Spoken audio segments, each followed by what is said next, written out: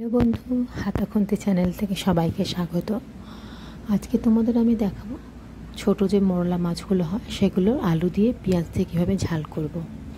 আমি মাছ ভেজে তুলে নিয়েছিলাম। সেই তেলেতে আমি লম্বা লম্বা করে কেটে রাখা আলু ধুয়ে নুন হলুদ মাখিয়ে রেখেছিলাম, তার সাথে একটা গোটা পেঁয়াজও নুন হলুদ মাখিয়ে রেখেছিলাম।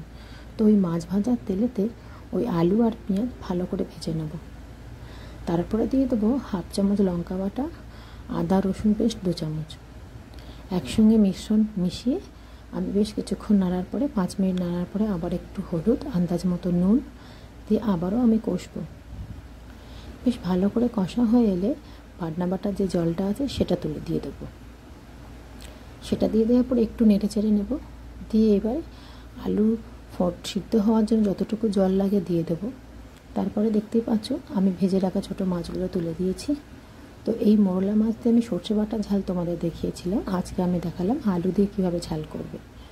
তো এইভাবে তোমরা যদি রান্না করো, খুব কম সময়ে কম উপকরণে খুব সুন্দর একটা রান্না তোমরা তৈরি করতে পারবে ভাত দিয়ে খাবার জন্য। ওকে বন্ধু, টাটা।